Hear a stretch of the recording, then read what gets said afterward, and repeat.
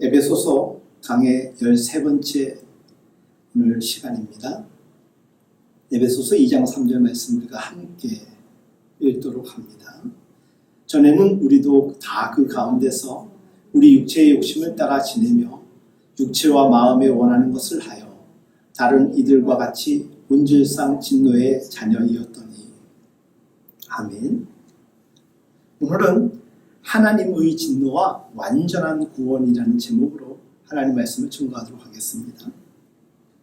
지난주 설교를 통하여서 우리는 죄 안에 있는 죄인임을 고백하는 시간을 가졌습니다.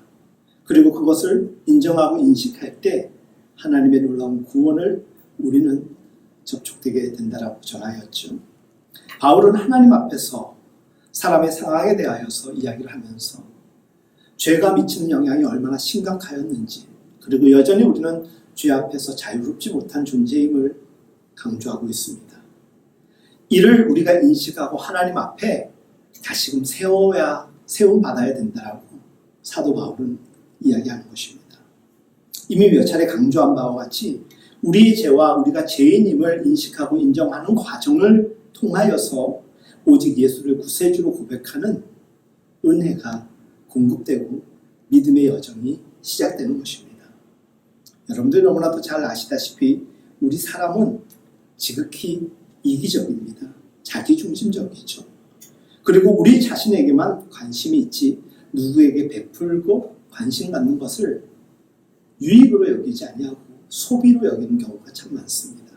하나님께서 우리의 삶을 내다보시면서 우리의 삶이 어떠한 모습일까 기대하시는 것을 우리가 생각하면 절대로 우리는 이기적으로 개인적으로 살아갈 수가 없습니다. 예수님처럼 이타적 삶을 살아갈 수 있는 것이죠. 그런데 우리가 그 심각성을 인지하지를 못합니다. 그 이유는 무엇일까요? 하나님을 인식하지 않기 때문입니다. 하나님을 인식하면 사람이 보입니다. 하나님의 말씀을 생각하고 인식하면 삶의 방식을 하늘로부터 공급받게 되는 것입니다. 무엇보다도 가장 중요한 것, 인식의 문제입니다.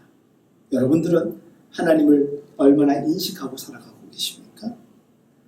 사도는 이러한 상황을 이야기하면서 우리는 기본적으로 다 다른 이들과 같이 본질상 진노의 자녀였다라고 말하고 있습니다. 우리가 살펴보지 않으면 안 되는 매우 중요한 두 가지 주제에 관련하여서 오늘 말씀을 나누고자 합니다. 여러분들 성경 전체의 교리, 이 교리라는 것이 참 난해하고 복잡한 주제들을 많이 다룹니다. 그래서 사람들이 익숙해하거나 거기에 적응하지 못하는 것 또한 교리에 관련된 이야기가 아닐까 생각합니다. 지난주에도 말씀드렸듯이 그럼에도 불구하고 교리는 우리의 믿음과 생명의 은총 안에 핵심과 같고 사람으로 따지면 척추, 뼈와 같은 역할을 합니다. 그렇기 때문에 우리가 기독교 교리 공부하는 것은 매우 중요한데 여러분들이 이미 어느 정도 이제는 적응하셨다시피 에베소서 1장 2장을 통하여서 하나님의 구원 그리고 성부, 성자, 성령께서 하신 일들에 대한 1장의 말씀과 2장 두 번째 강의 설교인데 우리가 어떤 존재인지 그리고 우리를 구원하시기 위하여서 하나님의 은혜가 어떠했는지 그리고 우리는 어떤 상황에 있었던 이들이었는지 그리고 지금은 놀랍게도 하나님의 구원 안으로 들어올 수 있었던 것에 대한 과정과 하나님의 계획하신 섭리를 함께 나누고 있습니다. 특별히 오늘 우리 시대에 많은 그리스도인들이 살아가고 있지만 너무나도 많은 그리스도인들이 허다한 사람들이 그냥 얼렁뚱땅 하나님의 말씀을 이해한 척 그리고 믿는 척하며 살아갈 때가 참 많습니다. 그것이 교회의 근간을 흔들고 약화시키기까지 하였습니다. 그래서 오늘은 우리는 어떤 존재인지에 대한 우리 인간론에 대한 하나님의 말씀을 에베소서 2장 3절을 통하여서 함께 나누고자 합니다. 첫째는 오늘 여러분들 꼭 기억하십시오. 우리는 모두 하나님의 진노 아래에 있다라는 사실을 함께 나누게 될 것입니다. 두 번째 여러분들과 나누게 될 말씀은 우리는 모두 본질상 하나님의 진노 아래 있다라는 것의 의미에 대하여 나누고자 합니다. 첫째는 우리 모두는 하나님의 진노 아래 있다. 두 번째는 여기에 본질상이라는 단어가 들어가면서 우리 모두는 본질상 하나님의 진노 아래 있다라는 것에 대한 말씀을 함께 나누게 될 것입니다. 어떤 이들은 이야기합니다. 그 뭐 복잡하고 어려운 주제를 꼭 다뤄야 됩니까? 가뜩이나 바쁘고 해결해야 될 과제가 많이 남아 있는데 세상 살아가면서 산적해 있는 과제들이 얼마나 많은데 목사님 내가 궁금한 건 이건데 저건데 그것보다는 이거 얘기해 주세요라고 이야기하는 분들, 이런 설교 많이 해주세요라고 이야기하는 분들 많이 만났습니다. 할 겁니다. 하는데 지금 여러분들과 함께 나누고 싶은 이 말씀들은 어쩌면 우리 교회와 예배자들에게 주시는 하나님의 가장 중요한 지금의 말씀이라고 저는 확신합니다. 저는 단호하게 말씀드리고 싶습니다. 우리가 건강한 믿음의 사람이 되기 위하여서, 건강한 신앙 공동체가 되기 위하여서는 지금이라도 우리가 이 하나님의 교리, 말씀의 뼈를 우리가 제대로 공부해야 된다고 저는 확신합니다. 그리고 여러분들은 그 일에 힘쓰지 않으면 언제든지 세상의 강도에 맞춰서 흔들리게 될 것입니다. 세게 여러분들을 흔들면 세게 흔들릴 것이고 약하게 흔들면 약하게 흔들릴 뿐입니다. 하나님에게 속한 사람이 아니라 세상에 속한 사람으로 여러분들 속절없이 무너지는 그런 존재로 살아갈 수밖에 없게 될 것입니다. 제가 될 것입니다. 미래형으로 확신형으로 이야기했습니다. 믿음은 절대적입니다. 소유하고 인정하면 우리는 강력해지지만 소유하고 인정하지 않고 인식하지 않고 받아들이지 않으면 우리는 그냥 약한 대로 약하게 살아가게 될 것입니다. 주 안에서 너무나도 사랑하는 여러분, 세상이 흔들어서 우리가 유혹 가운데서 넘어질 수 있습니다. 우리는 그만큼 연약한 존재입니다. 하지만 믿음이라는 것은 그것을 지탱해 줍니다. 이기려고 노력하는 우리의 의지가 되는 것입니다. 여러분들이 흔들리는 건 어쩔 수 없다 치더라도 믿음의 확신이 있다면 그 강도는 달라질 것입니다. 그 흔들림은 달라질 것입니다. 그래서 오늘도 여러분들과 어쩌면 고리타분하지만은 우리는 하나님 앞에서 어떤 존재인가, 우리의 죄가 얼마나 심각한가, 그리고 그 죄의 문제를 해결하기 위해서 하나님의 계획하심은 무엇이었고 그 가운데서 예수 그리스도께서 하시는 일들, 지금도 지혜와 계시의 영으로 성령께서 하시는 일들이 오늘 말씀을 통하여서 우리에게 공급되리라고 확신합니다. 교리를 왜 우리가 심사숙고하며 공부를 해야 될까? 몇 가지로 한번 추스려 봐왔습니다. 첫째는 교리 또한 성경의 일부입니다. 신학생들이나 신학자들이 공부하는 것이 아니라 성경의 맥과 같은 것이 바로 교리입니다. 성경에 기록된 진리라는 것입니다. 하나님의 말씀인 것입니다. 그래서 우리의 관심의 정도에 따라서 우리가 선별적으로 취해가지고 먹을 수 있는 양식이 아니라 하나님의 믿음의 사람이 되기 위하여 건강하고 균형 감각이 있는 믿음의 사람이 되기 위해서는 골고루 섭취해야 되는 것입니다. 그런데 사람들은 마치 자기가 먹기 싫은 반찬인 양 교리를 이렇게 멀찌감치 밀어버리는 경우가 참 많습니다. 두 번째, 우리가 교리를 심사숙고해야 되는 이유는 이 교리들이 다양한 진리로 우리에게 전해지지만 결국 하나로 귀속된다는 것입니다.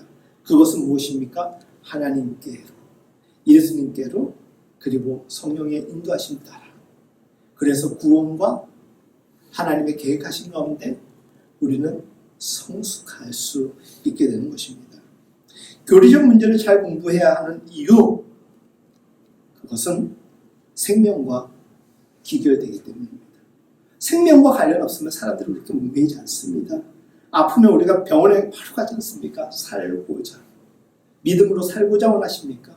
그러면 말씀 공부해야 되고 교리의 공부를 즐겨 할 수 있어야 되는 것입니다.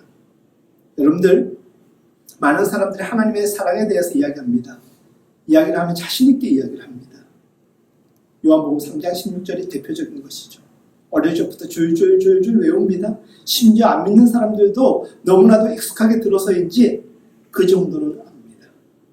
하지만 하나님이 요구하고 성경이 우리에게 요청하는 기준은 그 성경 구절을 아는 정도가 아니라 하나님이 너희가 나를 사랑하면 율법을 지키라고 말씀드렸죠. 하셨죠. 그리고 율법을 지켜 행하며 하나님의 영광을 나타내라고 했지 않습니까? 여러분들 아는 정도에 머물러 있습니까? 그 알미 여러분들의 삶을 통하여서 온몸으로 그것이 표출화되어서 열매로 하나님의 영광이 되어지고 있습니까? 아는 정도로서 우리의 믿음이 완성이라고 생각해서는 아니 되는 것입니다. 마틴 로이드 존스는 오늘 주제와 관련하여서 이전에 설교하였던 내용을 제가 한번 발췌해 보았습니다. 이렇게 얘기했습니다. 하나님의 진노의 교리와 심판의 교리를 이해하기 전까지는 주 예수 그리스도 곧 하나님의 영원한 아들이 어찌해서 이 세상에 오셨는지 진정으로 이해할 수 없다는 것입니다. 오늘 두 가지 이야기를 여러분들과 나누고자 말씀을 준비했다라고 전했죠. 첫째는 우리는 모두 하나님의 진노 아래에 있다. 두 번째, 본질상 하나님의 진노 아래에 있다. 그런데 왜 예수 그리스도께서 그의 영원한 영광의 본좌를 사용하고 그 예루살렘의 베들레헴 작은 마을 심지어 구유에 태어나셨을까 생각해 보셨죠. 십자가에 왜 죽으셔야만 했고 왜 부활 승천할 수 있도록 하나님이 이끄셨을까.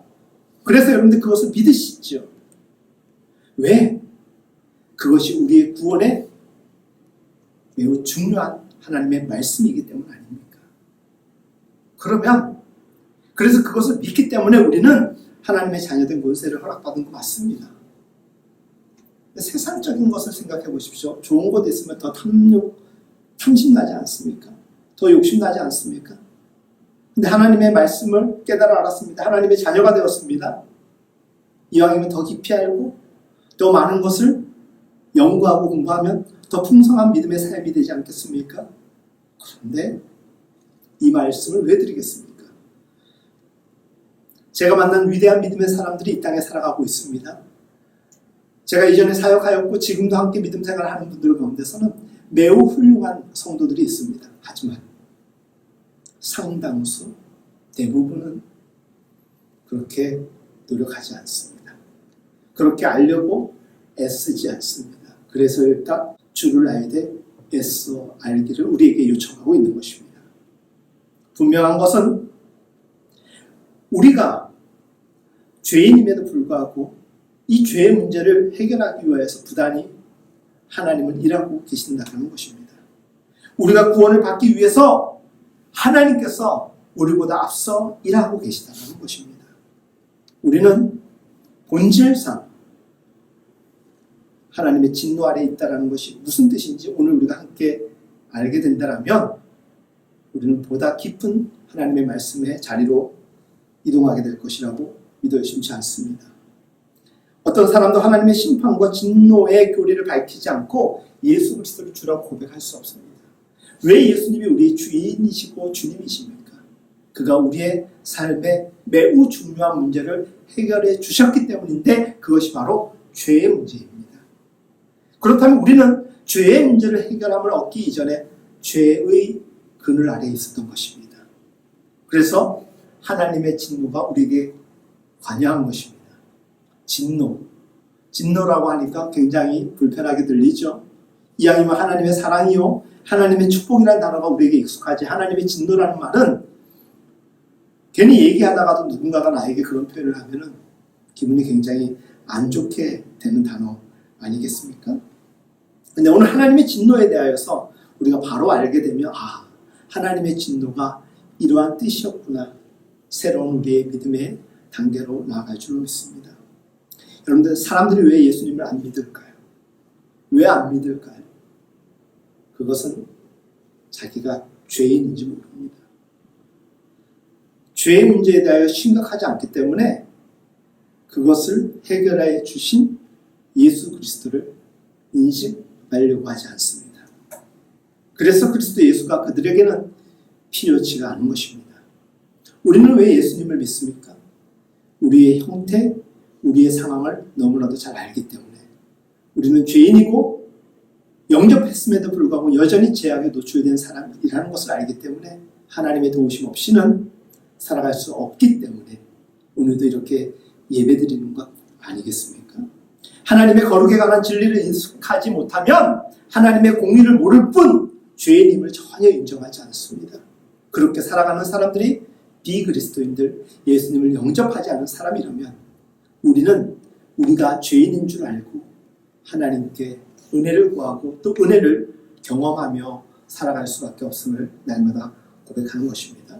그런 면에서 하나님의 진노에 관련된 이 교리적 설명과 이 성경적 이해는 믿는 우리들에게도 매우 중요하지만 사실 믿지 않는 이들에게도 매우 중요한 것입니다.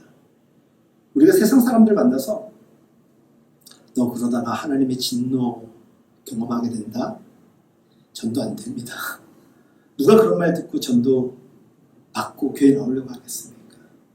하지만 이 하나님의 진노에 대한 설명을 교리적으로 잘 이해하고 성경적 이유들을 잘 이해를 하게 되면 그것을 풀어서 우리가 왜 예수님을 믿어야 되는지, 왜 우리가 죄인인지를 자세히 설명할 수 있게 되는 것 아니겠습니까? 하나님을 사랑한다면서도 어떻게 사랑하는지를 모르고 어떻게 삶의 열매를 통하여서 그 사랑을 증명해내는지 모르는 수많은 무그리스도인들과 자기의 생명을 걸고 예수 정신으로 살아가는 사람은 전혀 다른 삶을 살아가는 것과 같은 것입니다. 여러분들, 그런 의미에서 오늘의 말씀이 여러분들이 더 하나님의 은혜에 대한 실존적 경험의 자리로 안내할 수 있기를 축복합니다. 오늘 여러분들과 나누고자 한 그 두 가지, 첫 번째, 우리 모두는 하나님의 진노 아래에 있다는 것입니다. 진노. 본질적으로 사람들로 하여금 거부 반응을 일으키는 단어라고 말씀드렸습니다. 하나님에 대해서 사랑의 하나님이라고 이야기하면 참 좋은데 진노의 하나님 익숙하지도 않고 별로 표현하고 싶지도 않을 것입니다. 진노는 우리가 아는 상식선에서 사랑과 너무나도 상충되는 단어 같지 않습니까? 그렇죠? 사랑하는 것과 진노하는 것, 정반대의 표현인 것 같지 않습니까? 진노에 대한 사전적 정의 그리고 오해를 먼저 해결해 보고자 합니다. 진노라는 말 자체를 두고 어떤 걷잡을 수 없는 분노, 분냄이라고 생각하는 경우가 참 많습니다. 자제력을 잃어버렸습니다. 그래서 폭언을 합니다. 폭력을 행사합니다. 사람의 분노입니다. 사람의 진노입니다. 하나님의 진노? 여러분, 우리 죄 많이 짓는 거 여러분들 아시죠? 그래서 하나님의 진노가 여러분들에게 폭언으로 폭력으로 온 적이 있습니까? 하나님의 진노라는 말에 대해서 거부 반응이 있을 뿐 여러분들 그 진노를 경험한 적 정말 많습니까? 이 진노는 미리 먼저 말씀드리지만 하나님의 사랑의 또 다른 측면의 표현인 것입니다. 하나님의 진노는 의를 기초한 일종의 의분이라고 신약 정의가 제게 눈에 들어왔습니다. 불의와 타협하지 않고 죄악과 맞서는 용기, 그것이 바로 의분이라고 표현되어 있었습니다. 그런데 성경적인 가르침에 의하면 하나님의 진노는 그것이 우리에게 심판으로 직결되는 그 문제가 아니라 하나님이 끝까지 우리를 포기하지 않기 위하여서 내던지는 경고의 메시지라는 것입니다. 하나님의 사랑을 거부합니다. 하나님의 말씀을 능멸합니다. 피하려고만 합니다. 어떻게 그 사람을 구원할 수가 있겠습니까? 그런 이들을 위하여서 마음의 경고를 주고 그리고 주의토록 하나님께서는 단어를 사용하시고 선택하셨다면 그것이 바로 진노라는 단어일 것입니다. 공의에 의해 하나님이 취할 수밖에 없는 마지막 하나님의 표현, 방법과 같은 것이 하나님의 진노일 때 그때가 우리에게 임하기 전에 우리는 회개하면 될 것 아니겠습니까? 구약 성경에 보면 타락한 인간이 참 많은 모습으로 우리에게 보여지죠. 그때마다 하나님께서 찾아오셔서 그들을 하나님께로 인도하는 이야기를 많이 보게 됩니다. 특별히 창조의 세계에 있어가지고 에덴 동산의 이야기는 너무나도 우리에게 익숙하죠. 타락한 인간이 하나님 앞에 범죄하였을 때 하나님은 동산의 동쪽에 그룹들과 그리고 하영검을 두었다고 합니다. 그 하영검이 바로 하나님의 공의의 칼이요, 진노의 칼이요, 죄인을 벌하시고자 하는 하나님께서 쓰시는 그 방법인 것입니다. 근데 그 함부로 하나님 휘둘렀다라는 성경의 표현 이야기 있습니까? 없지 않습니까? 정말 필요할 때 하나님이 쓰시죠. 그와 같은 구약의 심판과 진노의 사건들이 어떤 것일까요? 노아의 홍수 사건, 그리고 소돔과 고모라 사건, 심지어 하나님께서는 다른 민족을 통하여서 이스라엘 민족을 포로 생활을 통하여서라도 돌아오게 하시기 위하여서 하나님의 방법, 사랑을 진노로 표현합니다. 그렇다고 해서 즉각적으로 모든 것을 없애버리거나 역사 속에서 사라지게 한 것이 아니라 끝까지 하나님께서는 꽃들이 한쪽을 붙잡고라도 계속적으로 우리를 견인하고 있는 것입니다. 우리에게 율법을 주셨습니다. 이것을 어기면 심판을 받을 것이라는 경고입니다. 하나님의 진노는 우리에게 끊임없이 우리의 정신을 차리라는 하나님의 신호와 같은 것입니다. 이 진노는 개인과 공동체를 넘어섭니다. 하나님이 선민으로 축복하신 이스라엘 민족뿐만이 아니라 모든 민족에게 유효한 복음인 것입니다. 구약의 역사의 그 말씀을 이야기를 하면 여러분들 그 가운데서 얼마나 많은 하나님의 그 사랑과 하나님의 심판들이 많이 나타납니까? 그러면서도 역사는 종말이 오지 않았습니다. 끝까지 하나님께서 구원하시고 사랑하시고자 하는 하나님의 의지, 하나님의 섭리를 우리는 그것을 통하여서 발견되지 않습니까? 이런 구약의 역사에 대한 이해가 있는 사람은 세례자 요한의 그 설교를 이해할 수 있습니다. 세례자 요한이 가장 먼저 세상을 향하여서 설파했던 복음, 설교 무엇입니까? 그는 임박한 진노를 피하기 위하여서 회개하라, 천국이 가까웠다. 그 가까운 날을 우리가 준비하지 않으면 우리는 하나님의 진노를 피할 수 없다는 것입니다. 근데 이 말씀은 예수 그리스도께서 공생의 사역을 하면서 전하셨던 첫 메시지와 같이 합니다. 그런 의미에서 우리에게 주는 시사하는 바가 매우 큽니다. 무엇보다 가장 놀라운 것은 하나님의 사랑에 관한 가장 위대한 말씀 속에도, 하나님의 사랑에 관련된 가장 위대한 말씀에도 하나님의 진노와 하나님의 징벌에 대한 말씀이 같이 그 의미를 한다는 것입니다. 요한복음 3장 16절에 보면 이런 말씀이 있죠. 하나님의 세상을 이처럼 사랑하사. 사랑 좋죠. 그래서 사람들이 이 말씀을 좋아합니다. 근데 이 말씀을 자세히 쪼개서 들여다보면 이는 누구든지 믿는 자마다 멸망치 않고 영생을 얻게 하려 함이라고 나와 있습니다. 믿는 자에게 영생을 주신다. 할렐루야이죠. 아멘이죠. 그래서 요한복음 3장 16절이 얼마나 우리에게 귀합니까? 근데 모든 말씀은 뒤집어서 생각하면 우리의 실존에 더 가깝습니다. 영접하지 않으면 멸망할 수 있다.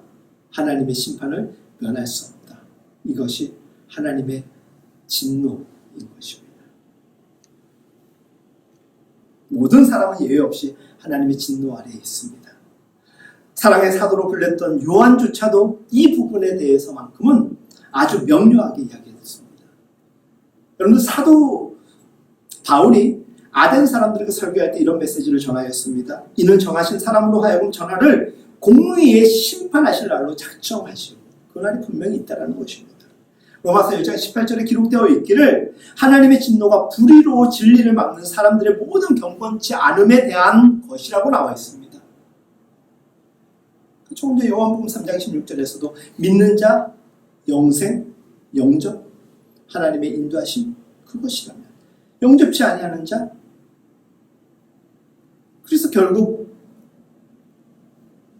영접하지 아니하고 진노의 끝은 무엇입니까? 지옥인 것입니다. 에베소서 5장 6절 누구든지 헛된 말로 너희를 속이지 못하게 하라. 이를 인하여 하나님의 진노가 불순종의 아들들에게 임하나니 그렇게 전하고 있습니다. 데살로니가 사람들에게 복음을 요약해 주면서 데살로니가 사람들이 하나님께로 돌아올 수밖에 없었던 것은 이 하나님의 진노에 대한 설명을 이해하였기 때문입니다. 우린 더 이상 하나님을 떠나서는 안 되겠다라는 정신을 바짝 차린 것이죠. 우리가 왜 하나님을 쉽게 떠났다가 찾아왔다가 들락날락 할까요? 신경을 많이 안 씁니다. 오늘 설교 주간에 말씀드렸듯이 하나님을 늘 인지하고 인식해야 되는데 세상을 인식하고 눈치는 보는데 하나님 눈치와 하나님 인식에 있어서는 우리는 왜 이렇게 무딘지 모르겠습니다. 저 또한 그렇죠. 하나님의 진노는 반드시 하나님의 사랑으로부터 시작한 구원과는 상반되는 결론일 수 있음에 우리는 결코 가볍게 들어서는 아니 됩니다. 무거운 마음으로 들어야 됩니다. 하지만 그 무거움을 이해하고 잘 짊어지면 가벼워지고 진리 안에서 자유케 되는 것입니다. 여러분들, 하나님의 진노가 하나님의 사랑과 상충된다라고 이해하시면 안 됩니다. 하나님의 진노를 부정하면 하나님의 사랑도 부정되는 것입니다. 하나님의 진노는 우리를 일깨워서 하나님 앞으로 우리를 견인합니다. 죄에 대한 하나님의 진노에 대한 개념으로부터 시작하지 않으면 우리는 하나님의 긍휼과 하나님의 자비와 하나님의 구원을 이해할 수가 없습니다. 우리 같은 죄 아래, 그리고 우리 같은 하나님의 진노 아래 있는 이들을 향하여서 하나님의 행하신 일들을 보면 얼마나 놀라운 은혜의 손길에 인도함을 받고 있는지 우리는 감동할 수밖에 없는 것입니다. 어쩌면은 진노의 그늘 아래 있는 우리들이지만은 그 가운데 인도하신 하나님의 구원이 분명히 우리를 구원의 길로 인도하기 때문에 우리는 이 진노를 통하여서 얻게 되는 자유의 은혜가 있는 것입니다. 그런 의미에서 우리가 죄를 인식하고 죄인임을 인정하는 것은 매우 중요한 신앙 체크인 것입니다. 하나님의 진노를 제대로 알지 못하면 우리는 구원의 길에 대한 소중함과 그걸 바르게 가슴에 품고 확신할 수가 없는 것입니다. 여러분들, 하나님은 죄를 미워하십니다. 그럼에도 불구하고 그것을 끝까지 붙잡는 사람에게 진노가 임하겠죠. 하지만 그 죄를 멀리하고 하나님의 진노를 의식하면서 하나님께로 온전히 서려고 노력하는 자는 믿음의 길로 인도함을 받는 것입니다. 하나님께서 죄를 미워하셔서 진노하시고 심판하심은 분명한 성경의 말씀인 것입니다. 죄에 대한 하나님의 진노는 최종적으로 조금 전에도 말씀드렸지만 지옥일 수밖에 없습니다. 믿지 않는 사람들은 생명 밖에 살아가는 이들입니다. 자기가 유한적으로 가지고 있는 이 육신의 생명에 만족할 뿐이지 영원한 하나님의 생명에 대한 기대 또한 없고 또한 그거의 중요성도 모르며 살아가는 이들입니다. 성경은 분명히 말합니다. 죄의 싹은 사망이라고. 최초에 하나님께서 천지 창조하시면서 지었던 아담과 하와, 그들에게 있어가지고 하나님은 영원한 자유를 허락하여 주셨습니다. 하지만 죄를 지음으로 인하여서 그들은 사망 아래로 내려가게 된 것입니다. 여러분들, 우리는 자연인입니다. 육신의 마음으로 얼마든지 우리 마음대로 살아갈 수 있습니다. 하지만 우리가 하나님을 인식하면 함부로 못 살게 되는 것입니다. 설교자의 직무, 사람들로 하여금 성경을 알기 쉽게 이해할 수 있도록 노력하는 것 부정하지 않습니다. 더 노력해야 되는 자세인 것, 어쩌면 제게 가장 중요한 요청 상황일 수 있습니다. 하지만 제가 노력할 뿐이지, 그래서 노력했는데도 잘 안 되면 참 걱정입니다. 그래서 성령의 도우심과 지혜 베풀어 주심이 제가 설교할 때마다 사랑하는 성도들의 귓가에 함께하기를 저는 간절히 기도할 뿐입니다. 하지만 제가 그렇게 노력하지 않아도 잘할 수 있는 게 뭔지 아십니까? 그냥 말씀을 선포하면 되는 것입니다. 설교자의 가장 큰 역할, 직무는 말씀을 말씀으로 전하는 것입니다. 이해를 잘 시키든 자신 없으면 성경을 읽어드리면 됩니다. 너무나도 많은 저와 같은 목회자들이 여러분들 불편할까봐, 심지어 교회 안 나올까봐 성경의 말씀을 제대로 선포하지 않습니다. 이해를 시키려고 머리를 쓰는데 왜곡된 하나님의 말씀을 전하는 경우도 참 많습니다. 주 안에서 정말 사랑하는 여러분, 우리가 주 예수 그리스도를 믿기 전까지 우리가 죄인인 줄 알았습니까? 몰랐습니다. 주 예수를 알게 되면서 우리는 죄인임을 알게 되었습니다. 그리고 그 죄의 잔혹한 현실을 우리가 생각할수록 하나님의 은혜는 더 크게 느껴지는 것 부정할 수가 없지요. 그런 의미에서 우리 모두는 하나님의 진노 아래 있는 것입니다. 늘 의식하고 늘 인식하지 않으면 더 심각한 죄인이 될 수가 있는 것입니다. 두 번째, 우리가 여러분들과 나누고 싶었던 말씀 무엇이었습니까? 우리 모두는 본질상 하나님의 진노 아래 있다라는 것입니다. 본질상, 요거를 이해를 하면은 첫 번째 말씀 이미 전하였기 때문에 쉽게 이해가 될 것입니다. 이미 앞에서 말씀드렸던 것처럼 우리는 연약합니다. 하지만 우리가 연약해서 죄를 짓는 경우가 많긴 하지만은 그것이 우리의 심각한 문제라고 성경은 그렇게 과하게 표현하지 않습니다. 하지만 우리가 태어나면서 부정할 수 없는 것은 태어날 때부터 다른 이들과 마찬가지로 뭐라고 나와 있습니까? 진노의 자녀이었다라고 나와 있습니다. 언제부터? 태어날 때부터. 육체와 마음에 원하는 것을 하여 다른 이들과 같이 본질상 진노의 자녀였다라는 것. 우리가 죄짓기 때문에 죄인이 되었다든지 하나님의 진노 아래 있다고 말하지 않고 정확히 그 반대를 이야기하는 것입니다. 우리는 이미 하나님의 진노 아래 있었다, 본질적으로. 로마서 5장에 보면은 신자로서 우리가 주 예수 그리스도와의 갖게 되는 관계에 대하여, 설정된 관계에 대하여서 아담을 통하여서 이야기를 합니다. 5장 12절에 보면 이렇게 나와 있습니다. 이러므로 한 사람으로 말미암아 죄가 세상에 들어오고 죄로 말미암아 사망에 이르렀나니 이와 같이 모든 사람이 죄를 지었으므로 사망이 모든 사람에게 이르렀다고 전합니다. 너무나도 쉽게 알려는 말씀. 아담의 죄가 우리에게 여전히 관여하고 우리의 속성인 그 원죄를 의미하는 것입니다. 아담과 우리의 관계는 현재 우리가 가지고 있는 하나님과의 관계와 같이 가는 것입니다. 하나님이, 예수님이 함께하지 않으면 우리의 죄의 문제 해결할 수 없지 않습니까? 아담에게도 동일하게 임하였던 하나님의 보호의 손길이 여전히 우리에게도 인도되어 있음을 여러분들 느끼십니까? 우리같이 모든 사람들은 죄 앞에 노출되어 있습니다. 그런 의미에서 우리는 하나님의 구원과 구속의 진리가 아니면 우리는 이 땅에서 살아내는 것도, 그리고 영원한 하나님의 나라에 이를 수도 없는 것입니다. 죄의 형벌로서 그 삭은 사망이라고 했습니다. 아담이 범죄했고 죽음을 맞이하게 되었습니다. 성경은 모든 사람이 죽음을 맞이한다라고 나와 있습니다. 그 이유가 아담의 범죄, 원죄라는 것입니다. 아담 안에서 모든 사람이 죄를 지었다. 아담 안에서. 그때와 지금의 시차가 얼마나 큰데. 아담 죄가 율법이 있기 전에도 세상에 있었으나 율법이 없는 때에는 죄를 죄로 여기지 아니하느니라. 율법.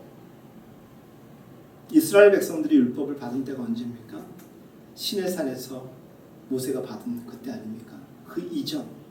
그때에는 율법이 없던 때였다는 것입니다. 그런데 죄가 죄로 여겨질 수 없는 것은 그것을 규정하는 것이 없었기 때문입니다. 그런데 성경은 이렇게 바울을 통하여서 전해집니다. 사망이 이미 오래전부터 왕노릇하였다. 죽었다라는 거예요. 율법, 죄의 싹선 사망이라는 것이 문서적으로 사람들에게 소통되지 않을 그때에 이미 사람들은 죽고 살고 있었다는 것입니다. 살면서 죽게 되었다는 것입니다. 이미 무언가가 사람들에게 관여하였다는 것입니다. 사망이 왕노릇하였다는 것입니다. 죄를 규정 지을 만한 법이 없는데 죄가 사람들에게 이미 임했다는 것입니다. 심지어 성경 말씀은 이렇게 전하고 있습니다. 그것이 무엇이냐면 아담의 범죄와 같은 죄를 짓지 않은 자들, 그들에게도 사망이 왕노릇하였다라고 나와 있습니다. 신학적으로 죄에서 좀 자유하고 죄를 짓지 않는 사람들 이 땅에 있을까요? 예, 영아들입니다. 영아들. 걷지도 못하는 영아들. 생각 자체를 전혀 알아볼 수 없지만 좋은 얘기를 해도 몰라요. 그냥 웃으면 웃나 보다, 울면 우나 보다, 본능적으로. 근데 그 어린 유아들에게도 사망이 왕노릇한다고 성경은 전하고 있습니다. 그 애들이 무슨 죄를 졌습니까? 그 애들이 우리만큼 심각한 죄를 짓고 있습니까? 아니지 않습니까? 근데 그들에게도 사망이 왕노릇하고 있다? 그들도 죄의 싹신 사망의 예외가 아니다? 사람이 태어날 때부터 본질상 태어날 때부터 하나님의 진노 아래 있다는 것입니다. 죄를 가지고 있다는 것입니다. 우리는 영아들만큼 맑습니까? 아니지 않습니까? 더 하나님을 간절히 찾아야 되는 것입니다. 본질상 진노의 자녀들이었다라고 이야기하고 있습니다. 죄를 지었다 그렇지 않다의 개념이 아닙니다. 그냥 태어날 때부터 그런 존재였다라는 것입니다. 그런 상황에서 태어났다라는 것입니다. 그런데 성경 또한 이렇게 전합니다. 아담 안에서 모든 사람이 죽은 것 같이 그리스도 안에서 모든 사람이 삶을 얻었다라고 전하고 있습니다. 한 사람의 죄악이 사망을 불러들였다면 예수 그리스도를 통하여서 우리에게 생명이 회복되는 역사가 가능했다는 것입니다. 이것이 기독교 신앙의 초석입니다. 우리는 죄인입니다. 우리는 하나님의 진노 아래에 있습니다. 그런데 예수 그리스도의 십자가 사건 그리고 부활 승천하심으로 부활의 첫 열매가 되어주셨고 우리 또한 하나님의 그 은혜 안에 기속되어진다는 것입니다. 아담이 죽음이라는 진노와 징벌의 대표성을 띠는 사람이고 단어라면 예수 그리스도는 구원받은 모든 사람들의 대표이자 하나님의 사랑의 대표가 되는 것입니다. 우리가 여전히 죄로 인하여서 자유롭지 못하지만 예수 그리스도의 구원의 섭리 안에서 살아가는 존재들입니다. 우리 같은 허물과 죄로 인해서 죽을 수밖에 없는 사람들, 그 우리들을 위하여서 예수 그리스도께서 행하셨다는 것입니다. 자유케 하여 주셨다는 것입니다. 본질상 우리는 진노의 자녀였음에도 불구하고 오늘 설교의 제목은 하나님의 진노와 완전한 구원이라는 것입니다. 그 완전한 구원을 이루기 위하여서 하나님이 예수 그리스도를 통하여서 행하신 일들 그리고 지금 2000년이 지난 지금 지혜와 계시의 영으로 성령을 통하여서 우리에게 일깨우고자 여전히 구속사역을 진행하고 계신 이유는 무엇일까요? 우리에게 완전한 구원을 허락하여 주시기 위함인 것입니다. 사랑하는 여러분, 우리가 받을 자격 있어서 주시는 거 아닙니다. 하나님의 사랑입니다. 여전히 진노와 심판을 우리에게 강력하게 적용할 수 있지만 진노라는 경고의 메시지로 우리를 안내하시고 있는 또 다른 하나님의 사랑으로 우리를 자꾸 일깨워 주시고자 하고 있습니다. 더 이상 벗어나지 마십시오. 더 이상 이탈하지 마십시오. 진짜 진노가 우리에게 임하기 전 세례자 요한의 설교를 기억하십시오. 회개하라, 천국이 가까웠느니라. 우리는 무력한 존재입니다. 무능한 존재입니다. 그러나 하나님이 우리에게 구원의 길을 제시하여 주셨습니다. 독생자의 인격 안에서 우리를 부활로 인도하여 주실 것입니다. 우리를 위해서 완전한 구원의 방식 허락하여 주심을 믿고 감사할 정도가 아니라 삶을 통하여서 더욱더 깊이 있게 성숙된 신앙으로 나아가는 우리가 되었으면 좋겠습니다. 10월 메인 찬양으로 우리 오는 눈물로라는 찬양을 오늘 예배 때 함께 나누었죠. 코로나 상황 속에서 비대면 예배가 오래 지속되어지고 여러분들이 온라인 예배 잘 드리고 있고 또 영상을 통하여서 하나님의 메시지를 잘 이렇게 품고 계시다라고 여기지만 사실 우리가 현장에서 함께 예배 드리는 것만큼 되진 않을 것입니다. 그리고 자꾸 집중력이 흐트러지죠. 그래서 형식이라는 것, 율법이라는 것은 우리의 자세를 달리하게 합니다. 좀 더 집중할 수 있도록, 좀 더 하나님께 성의껏 나갈 수 있도록 돕는 것이죠. 예배와 교회 그런 것입니다. 몇 달 동안 이게 장기 어떤 지금 리스크로 우리에게 계속 오다 보니까 우리 교인들이 정말 신앙생활 잘할까? 그래서 사회적 거리두기 2.5단계 지금 2단계로 완화되어서 9월 23일부터는 현장에서 예배 드릴 수 있는 제한적 방역 지침이 내려와서 지난 9월 23일부터는 저희 교회 같은 경우에는 300석 이하의 예배당은 예배 스텝과 방송 스텝 포함해서 예배자까지 총 20명까지는 예배를 드릴 수가 있는 상황입니다. 하나님, 그러면 이제 우리는 9월 23일, 30일은 아니지만 10월 3일부터 현장 예배, 대면 예배를 병행할 터인데 그들과 어떤 마음을 나누고 또 그래야만 될까요? 정말 기도하게 되죠. 그때 하나님께서 저의 마음속에 감동으로 들려주셨던 찬양입니다. 여러 곡을 매일마다 이렇게 듣지 않습니까? 그 가운데 제 마음에 큰 울림으로 다가왔고 또 이 찬양을 여러분들과 함께 부르면서 10월 한 달 혹 코로나로 인하여서 우리의 믿음과 우리의 교회가 그 신앙의 어떤 정도가 약화되었다면 다시금 좀 회복되었으면 좋겠다라는 마음으로 이 찬양을 함께 부르길 원합니다. 특별히 오늘 말씀 꼭 기억해 주십시오. 잘 이해가 안 되면 교회에 연락 주셔서 뭐 영상이 되었던 교회에서 소그룹으로 만나든 간에 정말 중요합니다. 우리가 우리의 죄와 우리의 죄인임을 인식하지 않으면 그 크신 하나님의 사랑을 몸이 건조하게 들을 수밖에 없습니다. 세상 사람들이 그렇다고 했지 않습니까? 왜? 자기가 죄인인지 죄를 짓고 있는지 모르기 때문에 하나님의 필요를 모르는 것입니다. 그 죄의 문제를 해결하기 위해서 예수 그리스도께서 십자가를 지셨다는 걸 인정하지 않는 것입니다. 왜? 내가 무슨 큰 죄를 졌다고? 우리는 국가대표급 죄인입니다. 죄로 따지자면 괴수 중에 괴수인 것입니다. 그런 의미에서 눈물로 고백할 수 있는 이 찬양이 우리에게 은혜가 되기를 간절히 소원합니다. 우리 오늘 눈물로 하늘의 씨앗을 심는다. 꿈꿀 수 없어 무너진 가슴에 저들의 푸른 꿈 다시 돋아나도록 우리 함께 땀 흘려 소망의 길을 만든다.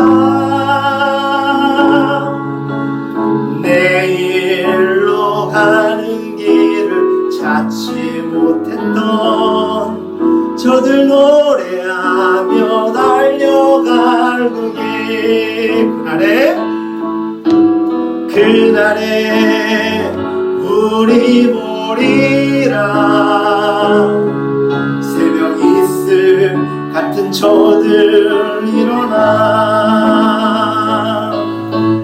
뜨거운 가슴 사랑의 손으로 이 땅 치유하며 행진할 때 오래 항폐하였던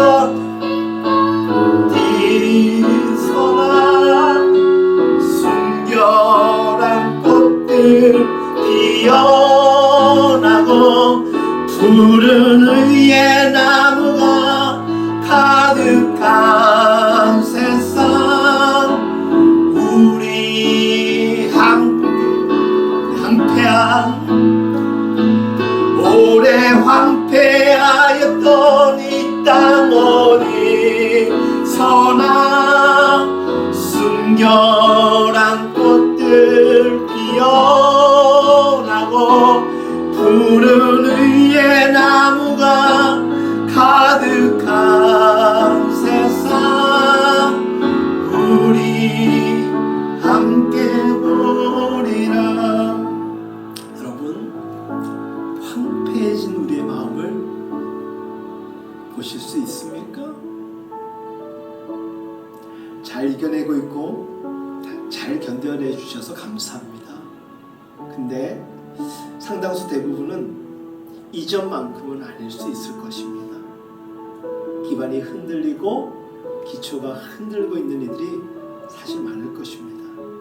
이 찬양의 가사처럼 우리에게 새로운 생명이 돋아나는 은혜가 하늘로부터 공급받을 수 있기를 간절히 소망합니다. 그래야 살 수 있습니다. 그래야 하나님의 심판 진노 피할 수 있습니다. 죄가 문제가 아니라 죄를 고백하지 않는 것, 죄인임을 인정하지 않는 것이 하나님을 더 가슴 아프게 하는 것입니다. 이 시간 하나님 나로 하여금 그리고 우리 교회로 하여금 하나님 앞에 다시금 집중하고 신앙에 최선을 다할 수 있도록 은혜 베풀어